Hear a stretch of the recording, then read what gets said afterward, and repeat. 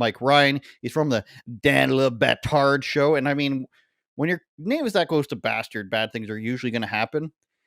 The show usually has some bad takes. Now, I'm not a viewer of it, so I don't know how many takes it is. Good takes versus bad takes. But from what I see, usually what I see is a bad take. Now, this guy has a bad take. And let's hear what he said about Sean Strickland. He's very hurt by it. Let's go ahead and listen to him.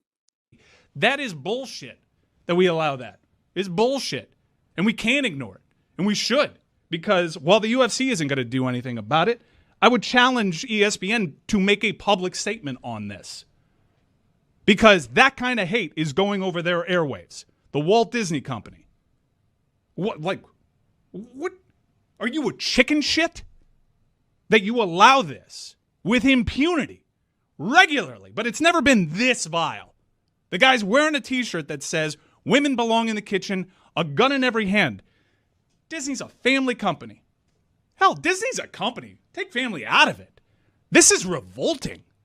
You have that guy's last name on a pay-per-view. At the very least, condemn it. That is bull. Gotta condemn it. Okay, what do we touch on first here? I think the first and most obvious part about this rant by this guy is that it's not true. In my opinion, it's completely disingenuous, right? No sports guy is going to go home and say this to somebody. He's not going to sit around in his living room with his buddies and say, "What vile content, what hate, we've never seen it before." He's like The Rock out there, right? "We've never seen this before." And, they have to say a statement. No guy would ever talk like that. The only time a guy would seriously say anything like this, we all know what it is. It's to impress a woman. This is the only time a guy will come out and say, "This person is disgusting. It's woman hating. It's ally." We're in the first third of the podcast. We can't say what we really say yet. But this guy's so wrapped up in trying to appear as if he's a good person. He goes after his shirt. "A woman in every kitchen. A gun in every hand. Oh my goodness, firearms. Oh my goodness," he said, "women in the kitchen." Meanwhile, what gets pushed by ESPN and what gets pushed by Disney, right? Everything woke, everything, ex-genderism, Latinx, all this stuff gets pushed. So all this gender ideology stuff, all this weird stuff is okay to be pushed, right? But a guy promoting having a gun and making a joke about women being in the kitchen. This guy's got a longtime girlfriend. He just finished doing an entire, traveling series with the biggest female reporter in MMA who had no problem with it, right? But let me speak on behalf of all women and become offended by his t-shirt. This is where we're at. These are the guys who got fired from Vox. These are the guys who got fired from BuzzFeed and these news places collapse, right? Because it's not real. It's the same thing as when, a hardcore left winger takes offense on behalf of another race that doesn't actually care. The same people that say, voter ID is racist because black people don't know how to do X and Y. They can't get an ID. These are all the same guys, okay? They don't really believe this. They recycle something they've heard, and this is their way to get to the top, because the only time you'd ever hear a guy say this is if he was trying to impress a woman. I guarantee you, there are zero sports fans in the world, male sports fans, who legitimately believe that anything that Sean Strickland said was incorrect or legitimately offensive. They may agree that it appeared offensive or like those are shocking things to say, but there are zero men who thought, "Oh, his shirt, guys, and on top of his shirt, what he said to the reporter. Oh my God." And, you may have been sitting there thinking, Sean Strickland doesn't know this guy, this reporter, not the guy we just saw, but the actual reporter. Sean Strickland doesn't know this reporter. How dare he make these assumptions? Well, let me just tell you, he was 100% correct. Now, is this guy the enemy of the people? Should somebody go out and attack him or anything? No, of course not.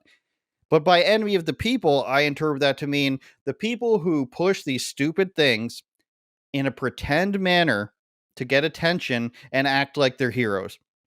Now, this guy works for MMA Fighting. I'd never heard of him.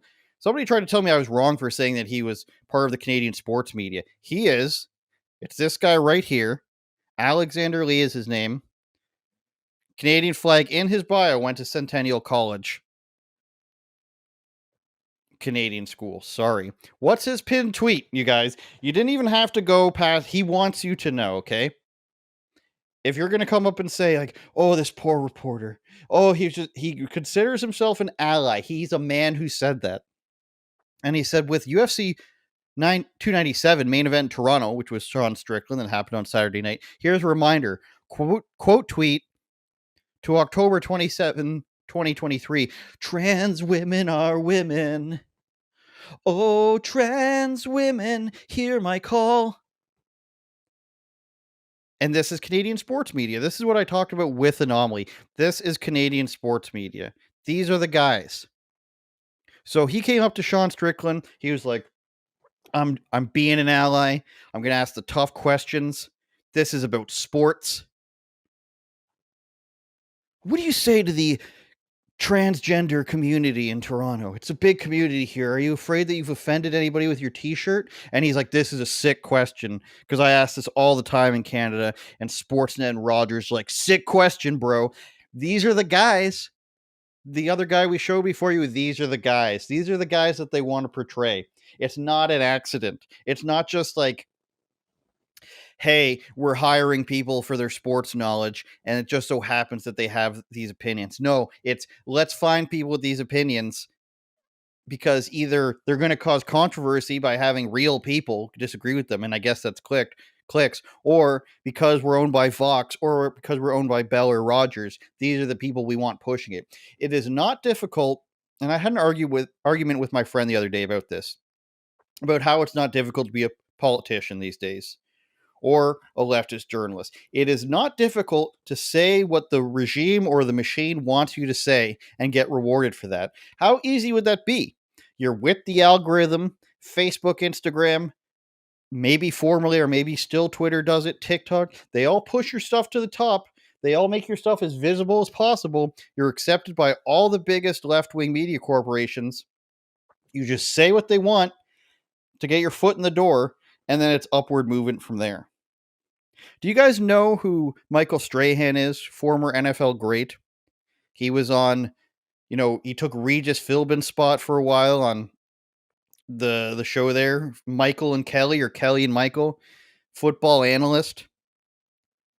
You might say he's a great speaker. He's not. He's animated. He's somewhat of an entertaining guy, but you don't get in these positions without purposely spewing the garbage. He stood there and had like that 8-year-old kid who's a cross-dresser dance in front of him on TV. Disgusting stuff. He sat there happily and filmed that and said it's okay that this airs. You look at, some of the undisputed guys trying to get Lil Wayne to say stuff about how great BLM is. The clips go on and on and on. My point is, you don't get into these positions without doing the pretend things that they want you to do. So there's no glory in it. This guy is not fighting for anything. He's doing it for attention from mostly women and from his superiors. And it's sad. It's sad to watch. But if Sean Strickland can stand there having never met a guy and based off of like 2 questions predict this guy's entire story arc, doesn't that kind of say how obvious it is? It does. Turn it up, Jordan.